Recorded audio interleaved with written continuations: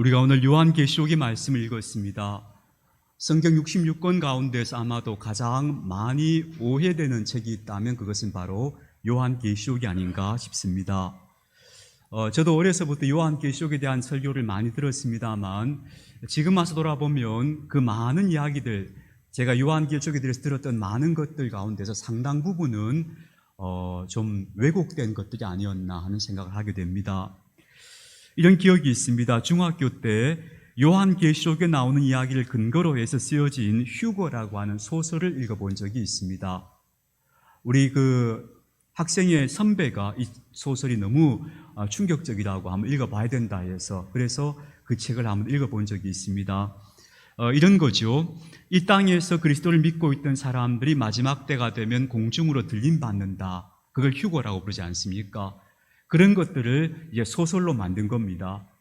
작가의 상상력이 많이 이렇게 포함되어 있습니다만 어쨌든 요한계시록에 나오는 이야기들을 쭉 풀어서 실제로 일어나는 사건처럼 이렇게 소설로 묘사한 겁니다. 저는 그 소설을 읽고 나서 되게 무서웠습니다. 정말 이런 일이 세상에서 일어난다면 나는 과연 들림받을 것인가? 내가 만약 휴거되지 못해서 이 땅에 남아있어서 이런 환난을 겪게 된다면 어떡하는가 하는 그런 공포심이 제게 많이 찾아오게 되었습니다. 그러면 제가 이런 질문을 한번 던져볼 수 있을 것 같아요, 스스로에게. 그 책은, 그 휴거라는 책은, 그리고 거기에 포함되어 있는 요한계시록에 대한 해석들은 나를 더 나은 그리스도인이 되게 만들었는가 하는 질문입니다. 어땠을 것 같습니까?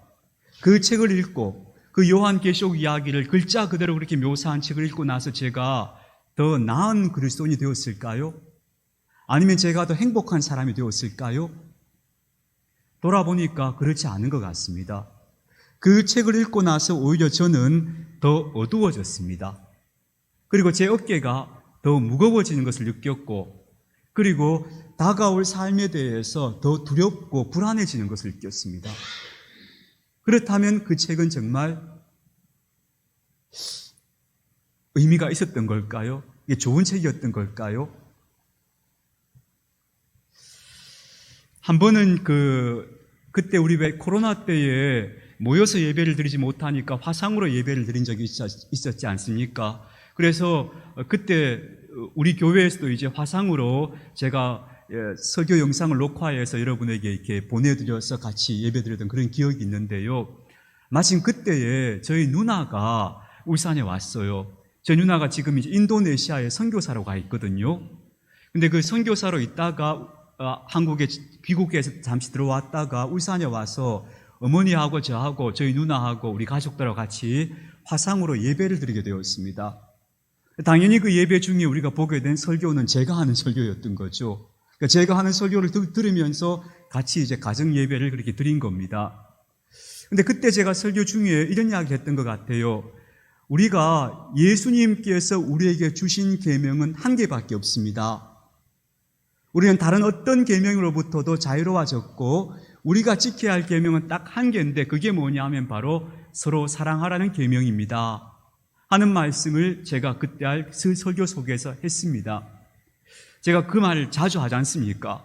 여러분 아마 자주 들으신 기억이 있을 텐데요. 근데 저희 누나는 그 말을 처음 들은 것 같아요. 그리고 나서 예배가 끝나고 나서 저한테 이렇게 말했습니다. 태길아, 너거 교회 교인들은 참 편하겠다. 그렇게 얘기하는 거예요. 근데 그때 그 표정이 묘했어요. 진짜 너거 교회 교인들은 이렇게 딱 한 가지 계명, 예수님이 딱 한 가지 계명만 생각하고 사니까 참 좋겠다. 그런 의미가 아마 누나의 그 표정 속에 좀 담겨 있는 것 같았어요. 그러면서 동시에 어떤 느낌인가 하면 정말 그렇게 믿고 살아도 되겠나 하는 불안한 마음도 함께 들어있는 것 같았어요.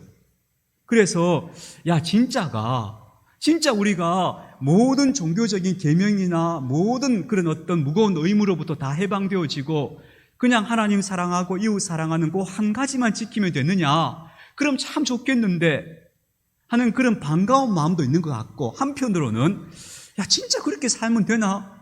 예수 그렇게 쉽게 믿어도 되나? 하는 두려운 마음도 함께 있는 것 같았어요. 그래서 좀 묘한 표정으로 저한테 그 얘기를 하는 것이 지금도 제가 생생하게 기억이 나는 것 같아요. 여러분 어떻게 생각하세요? 정말 예수 믿는 일이 우리가 하나님 앞에서 서로 하나님 사랑하고 이웃 사랑하면서 그렇게 단순하고 쉽게 사는 거면 좋겠다. 그럼 우리 그런 말들은 반갑잖아요. 그러면서 한편으로는 야, 예수 그렇게 믿어도 우리 구원받을 수 있나 하는 걱정스러운 마음 드는 것도 혹시 없을까요? 저는 그래서 제가 오늘도 이 말씀을 여러분에게 꼭 드리고 싶은 게 뭐냐 하면요, 진리가 뭐냐는 거예요. 진리가. 예수님 분명히 이렇게 말씀하셨죠. 진리가 너희를 자유하게 할 것이라 하셨어요. 자유하게 한다고요. 우리가 진리의 말씀을 들으면 우리의 삶이 자유로워져야 돼요.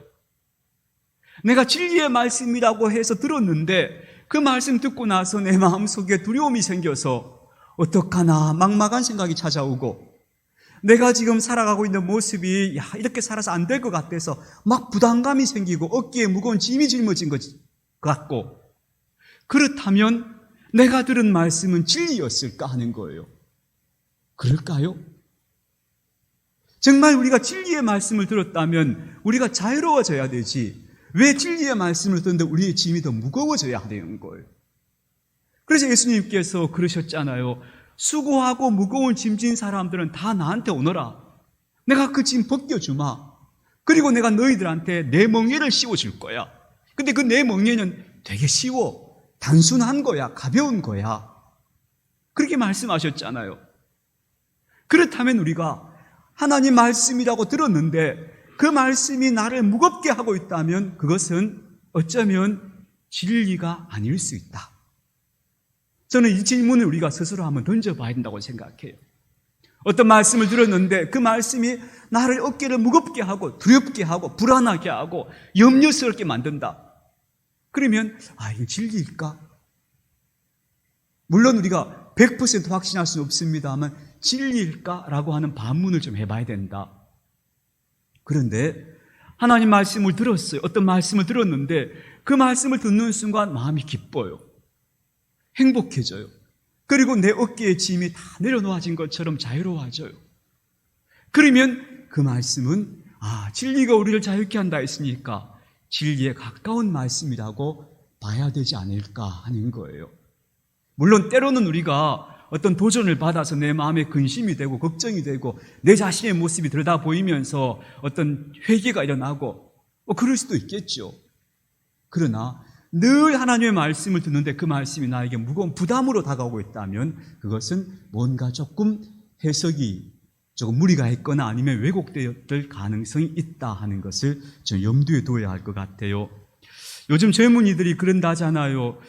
갓생을 산다는 말 들어보셨습니까? 갓생. 이 말이 좀 젊은 친구들이 지어낸 말인데 이게 이제 하나님이란 뜻이죠. 대문자로 쓰면 하나님이고 소문자로 쓰면 신이잖아요. 갓생이란 말이 뭐냐 하면요, 그 일상을 사는데 정말 이거는 신이나 그렇게 살 수 있을 것처럼 열심히 사는 거예요. 그걸 이제 갓생을 산다 이렇게 표현해요.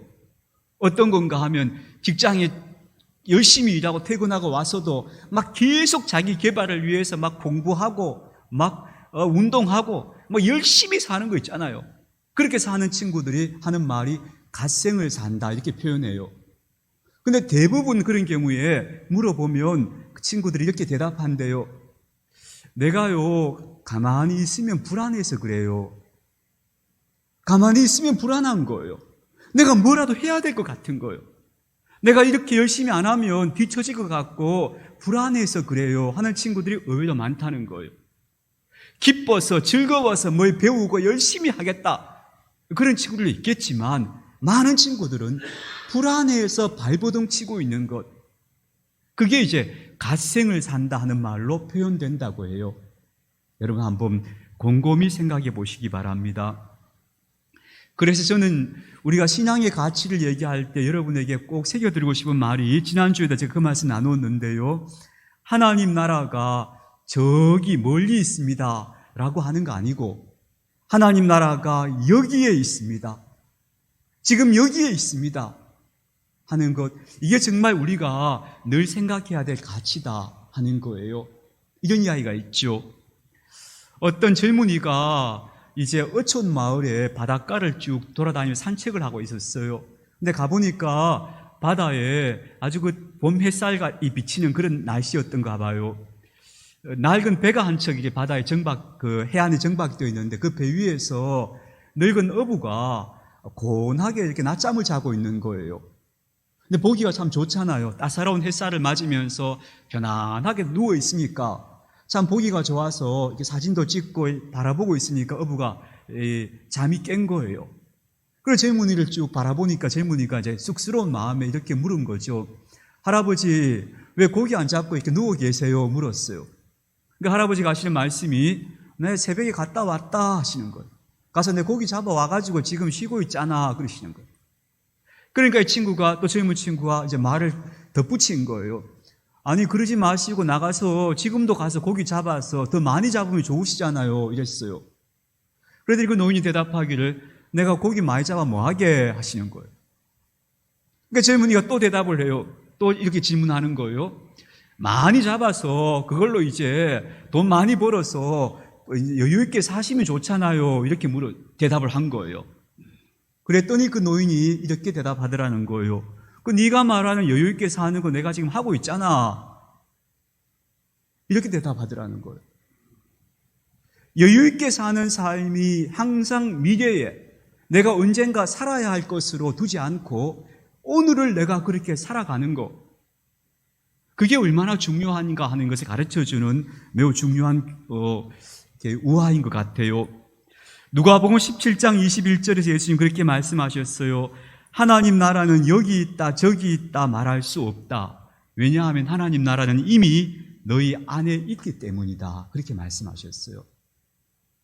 우리가 신앙의 삶을 사는 사람들이 하나님 나라가 장차 내게 다가올, 내가 준비하고 그날을 위해서 내가 막 이렇게 애써야 되는 그런 하나님 나라라고 생각하기보다 지금 내가 여기에서 누릴 수 있는 하나님 나라라고 생각하는 것, 그게 저는 우리 교우들한테 꼭 좀 새겨드리고 싶은 그런 중요한 가치관이다 하는 것을 말씀드리고 싶어요. 그런 차원에서 요한계시록도 좀 생각해 봐야 될 것 같아요. 요한계시록을 우리가 얼른 생각하면 요한계시록이 장차 되어질 날을 기록한 것이다. 세상 끝날에 대해서 우리에게 알려주는 것이다 라고 보통 그렇게 해석을 하잖아요. 근데 그보다 더 중요한 게 있어요. 요한계시록은 세상의 끝날에 대한 정보를 주기 위해서 기록되었다기보다는 그보다는 더 중요한 목적이 있는데 그게 뭐냐 하면요, 지금 여기에서 소망 가운데 살라고 기록해 주신 거예요. 지금 요한계시록을 쓰고 있을 그 당시의 상황이 그리스도인들이 무진 박해를 받고 있는 상황이었어요. 그래서 박해 속에 있지만 절대 굴하지 말고 포기하지 말고 소망을 가지고 오늘을 잘 살라고 격려하기 위해 쓰신 책이 바로 요한계시록이에요. 그래서 우리가 요한계시록을 읽을 때 앞으로 무슨 일이 있을까? 이 날을 우리가 어떻게 준비하면 될까? 이런 관점에서 요한계시록을 보면 요한계시록의 가장 중요한 목적을 놓쳐버리는 거예요. 아, 그게 아니구나. 요한계시록은 지금 우리가 고단하고 힘든 상황 속에 살아도 여기서 꿋꿋하게 소망 가지고 잘 견뎌내면서 굴하지 말라고 우리에게 주신 책이구나. 이렇게 받아들여야 되는 거죠. 지금 여기를 어떻게 살 것인가? 바로 그 관점에서 요한계시록을 해석해야 그 해석이 빗나가지 않는다. 그렇게 말하고 싶어요. 그런 의미에서 오늘 우리가 읽은 본문에 이렇게 말하고 있죠. 때가 가까우니라 이렇게 말했어요. 때가 가까우니라. 자, 이런 관점에서 우리가 요한계시록 이 말씀을 보면요, 때가 가깝다 하니까 이 때라는 것이 세상의 종말인가 보다, 그 종말이 지금 우리에게 다가오고 있나 보다 라고 느낄 수 있죠. 그래서 때가 가깝다는 말은 글자 그대로 보면 그런 의미라고 볼 수 있겠죠. 그런데 여러분, 요한계시록에 쓰여지고 나서 지금 2000년이 지났어요. 근데 때가 가깝다 했는데 도대체 그 때가 언제란 말이에요?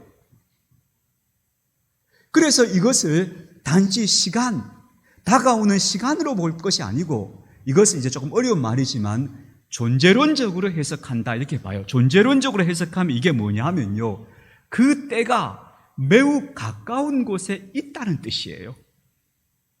그게 언제가 될지 모르면 저 멀리서 지금 가까워지고 있어라는 게 아니고 그 때가 그 시간이 그것이 그 순간이 지금 매우 가까운 곳에 있다라고 하는 의미로 해석하는 것이 맞겠다 하는 거예요.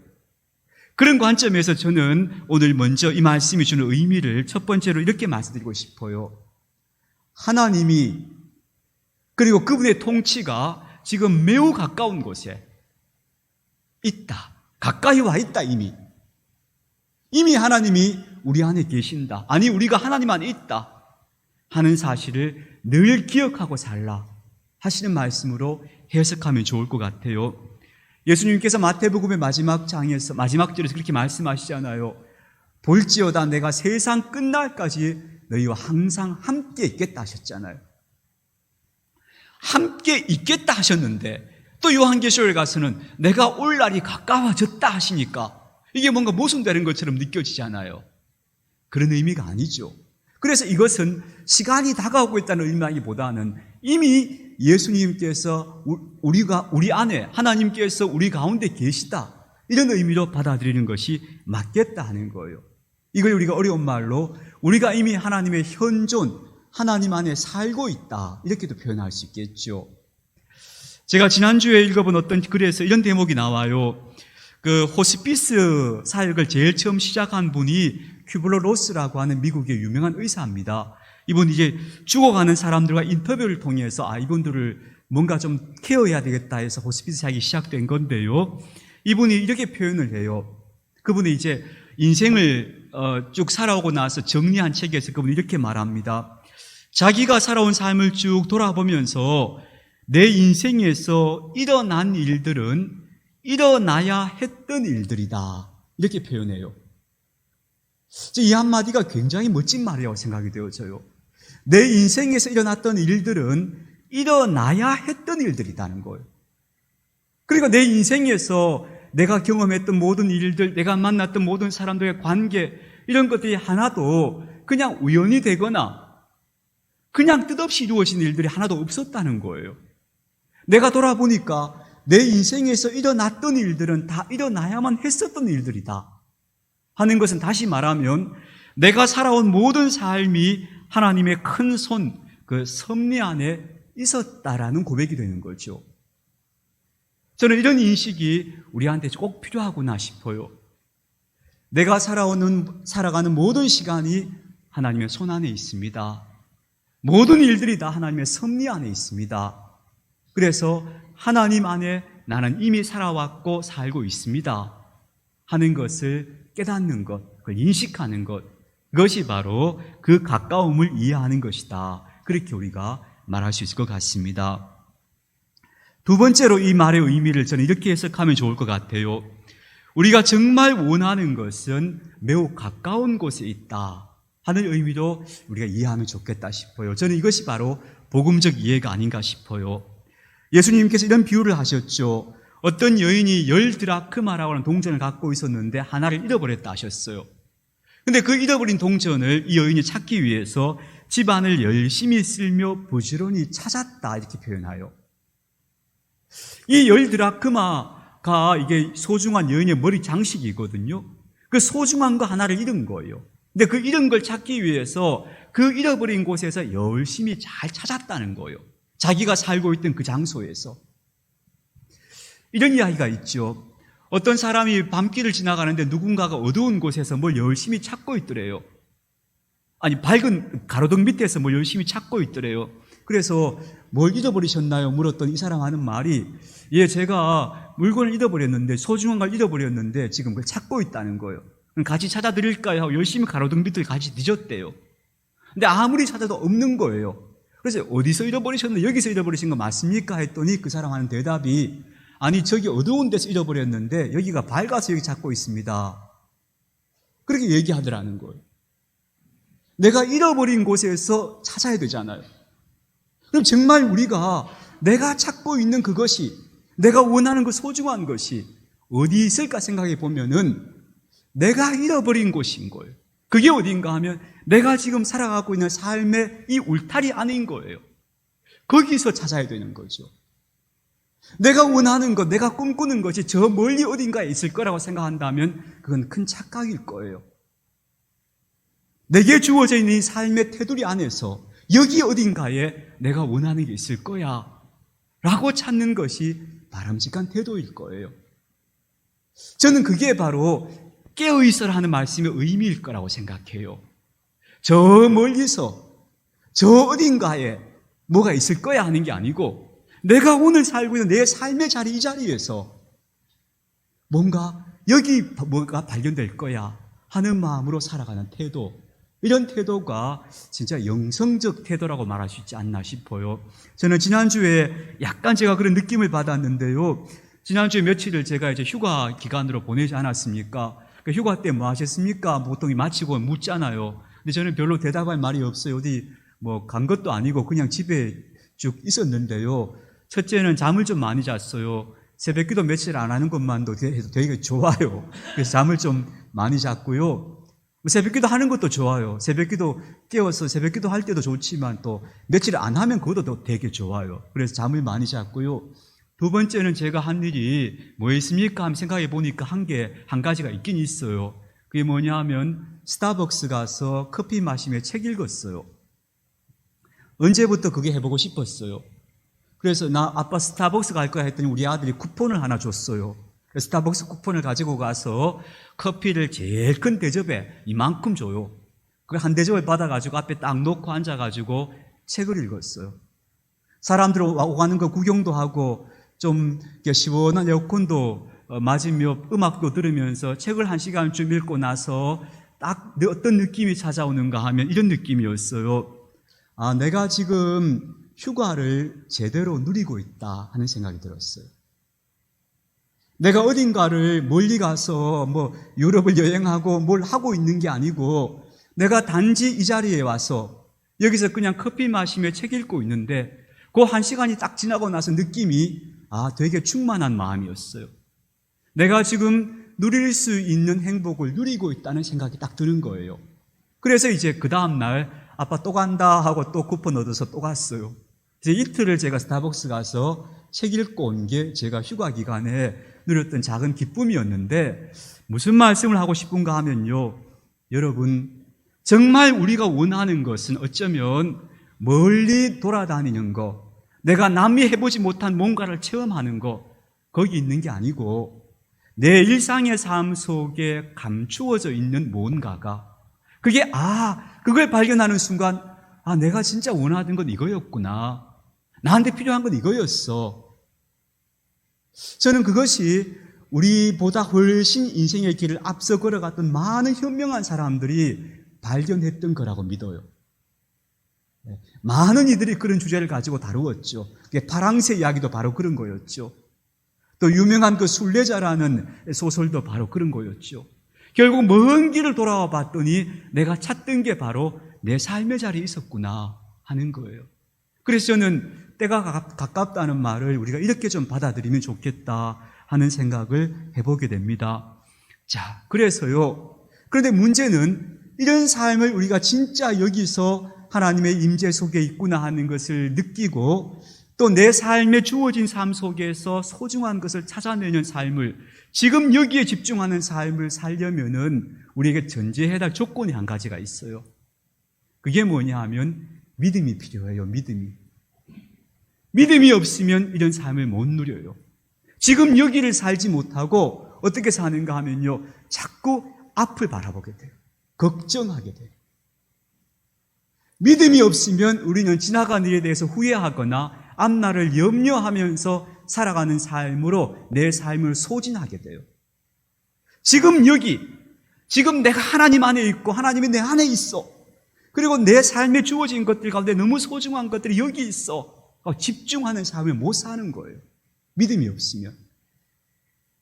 그 믿음이 뭐냐 하면 하나님을 향한 신뢰예요. 신뢰. 나는 하나님을 믿습니다 하고 신뢰의 마음을 딱 가져야, 그래야 지나간 일에 후회하거나 다가올 일을 염려하는 것이 아니고 지금 여기에 삶에 집중하는 영성적 삶을 살 수 있다. 이렇게 말씀드리고 싶어요. 한스킹이라고 하는 유명한 신학자가 있습니다. 이분의 말이 인상적이게 좀 소개해드리고 싶은데요. 이분이 이렇게 말합니다. 이분이 자기 한평생을 살아오면서 이분이 많은 신학책을 썼고 많은 강의를 남겼는데 이분이 마지막에 내가 믿는 것, 나는 무엇을 믿는가라는 책에서 나는 이런 것을 믿습니다 하면서 책 한 권을 마지막에 남겼어요. 그 제가 인상 깊게 읽었는데 거기서 마지막에 이렇게 얘기해요. 이분이 나는 나 자신을 믿을 수 없다. 이분이 그 책을 쓸 때가 한 80대쯤 되었어요. 나는 앞으로 내가 어떤 존재가 되고 어떤 일을 하게 될지 나는 내 자신을 장담할 수가 없다. 그런데 나는 하나님은 믿는다. 이렇게 얘기해. 나는 나를 장담할 수 없는데 하나님이 자비로우신 분이라고 그거는 내가 믿는다. 나는 앞으로 남은 내 인생에서 지금까지 내가 살아온 삶을 송두리째 부정하는 어리석은 짓을 할지도 모르는 나 자신이지만 그래서 나는 나를 못 믿겠는데 나는 하나님은 믿는다. 저 그 말이 너무 멋있다고 생각했어요. 아, 그렇구나. 내가 믿을 건 내가 아니고 하나님을 믿어야지. 내가 똑바로 살아야지. 내가 막 애쓰면서 내가 하나님 앞에서 막 죄 안 지으려고 애써야지. 이렇게 사는 게 아니고 난 하나님을 믿습니다. 그러면서 저도 이런 생각이 드는 거예요.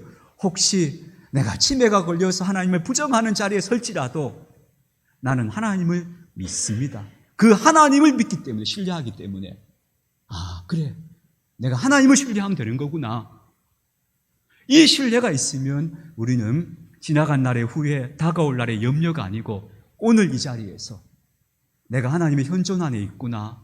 그리고 내 삶에 정말 소중한 것들은 내게 주어진 삶 속에 감추어져 있구나.